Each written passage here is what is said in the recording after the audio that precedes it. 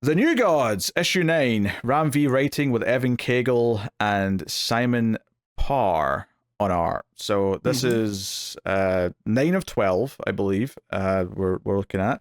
Yeah, and this kind of like does some of the stuff we knew was coming for the most part. It starts off with some backstory for the leader of the Nectari, which is the force that invaded Apocalypse.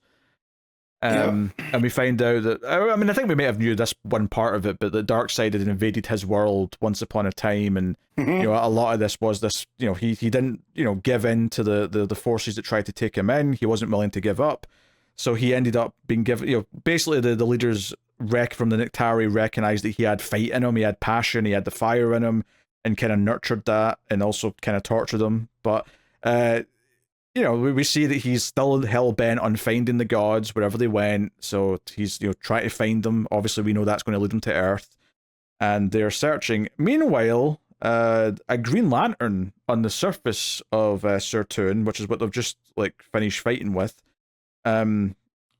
he is, like, trying to get word out that the Nectari are looking for the gods, but his Green Lantern ring, ever since Darkseid died, disappeared, this part of space has been like kind of like a Faraday cage for Green Lantern rings, where like the messages and the signals aren't getting out. So he's trying to like send things through whenever this barrier opens up when the ships go through, to try and like send through some images.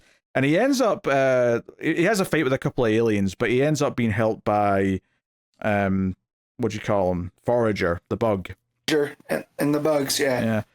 And like he ends up teaming up with them, and like John Stewart does get the message that like the Nectari are looking for the new gods. So like it sets up these characters, which I assume we're going to come back to in a way at some point. But we also then obviously cut to New Light on Earth, which is where the new gods are hanging out. And Orion's been told that he's been chosen to be the new High Father, and he's going to take the name Oathmaker, but he won't take the staff, and he won't be called High Father until his father actually says that he's worthy of it. So he's refusing to do that. And then, meanwhile, you've also got the kid, the new god, the actual new god, if that makes sense. Kamal. He's been kind of manipulated by Seraphim, thank you. You knew I was going to forget his name. Yep.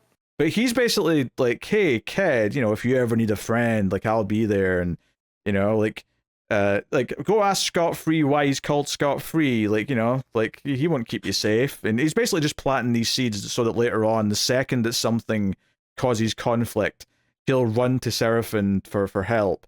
And that's kind of his lure to, you know, get that stuff out. It really gets to the point that Seraphim's been disillusioned, right? And it's not necessarily like he's turned bad.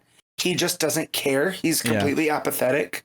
And so, because he's like, I was forever, you know, and you're the new shiny thing. So, you know, they're just going to try to use you, be ready for it. And it's, you know, that apathy really is almost worse than him just being a bad guy, to do things for the sake of being bad. And yeah, the whole thing, ask him why he's called Scott-Free. I was like, oh my God, that's again, I don't want to say evil because that's not the right word, but man, it's manipulative.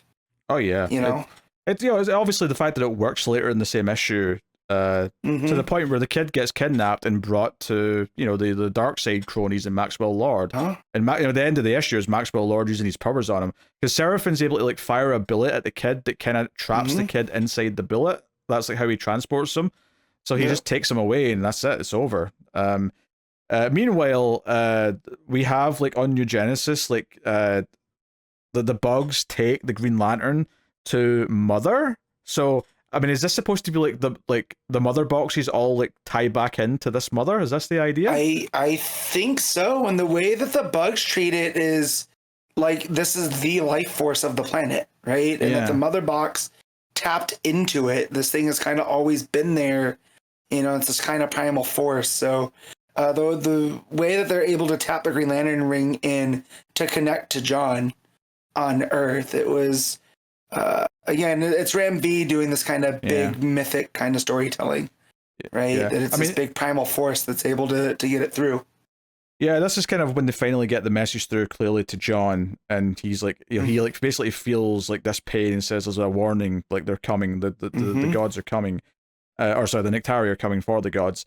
And they also mention like, oh, like because the Green Lantern says, why will Mother help me? And they're like, if we are to agree to New Genesis, if we are to free New Genesis from the Nectari, the power that we'll need to defeat them is on Earth, implying the kid, the new god. And sure enough, that's where the conversation turns once they've had this warning, is Orion's like, hey, we've got this kid. He's like, it's time for him to step up. And Mr. Miracle's like, he's only a kid. But he's like, hey, so were we when we were like forced to fight and do all this horrible stuff. So Scott Free goes to talk to the kid, and he's like, hey, there's some stuff you're going to like have to do. And the kid's just like, yeah, you lied to me. You said you'd keep me safe. And he runs off, and that's when he runs to Seraphim, and he gets kidnapped. So, yeah, I mean, like, there is kind of like something really sad about the fact that like the main characters of the book do want this kid to go and use his power, because Orion says, hey, I felt his power when I was trying to like go after him, like he was protecting his parents, and like I felt this like blast or strength from him, and they're like, he's like, oh, that's that yeah, he can fight back these hordes, like he can be an asset.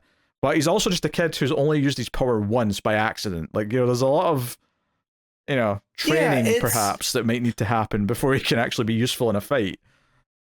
Yeah, it's a bit disappointing that the people that we're supposed to look to as these heroes are be like, well, no, we have to do what we have to do to win.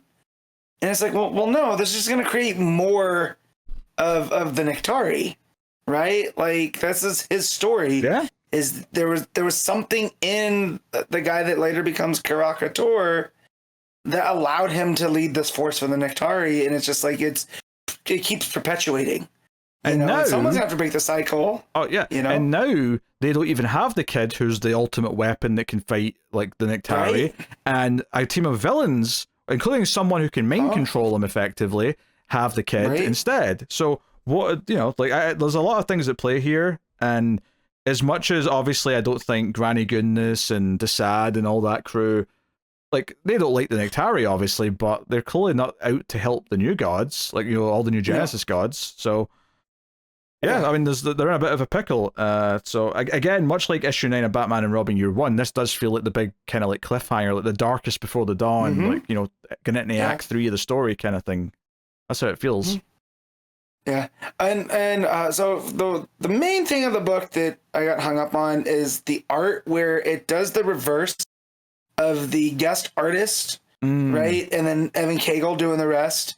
Here it's Evan CAGLE has the first 3 pages, and then it's this PARR, and it just comes down to taste. I'm not a big fan of most of PARR's art, especially here at the end.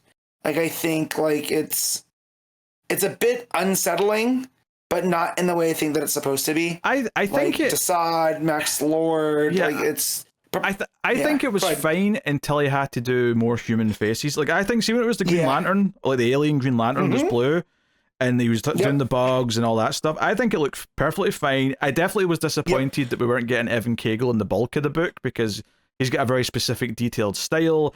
Admittedly, if this is the price of having him do most of issues 11 and 12, or even 10 as well, then fair enough, I guess, maybe they had to do it. But it's when it gets to the more human characters, where it's the kid and Seraphim, where the kid looking up with his big eyes does feel a bit weird to me. It's like they're trying to do the whole big eyes like a puppy dog kind of thing, and it just feels a little bit cartoony to me. But even though I think most of the art in the issue is fine, it's very, very different to CAGLE, right? And I think that, yes, I admit that I'm disappointed that it's flipped from normal, which is usually CAGLE's the one doing the bulk of the book, and the guest artist will do the 3 or 4 pages of whatever the intro is.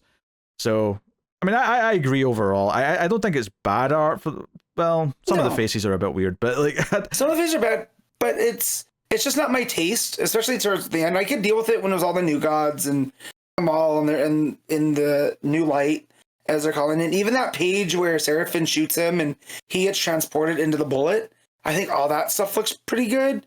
But then we get to Desaad and Max Lord here in the last 2 pages, and it's very grotesque, and I don't know if that's the point. These are the bad guys. Yeah, but I think it's fine again, for. it's just not to my taste. I think it's fine for the sad because he's an alien villain, but Max Lord does look a bit weird because he's supposed to be a human. I get they're going for intimidating and creepy, but it does feel a bit.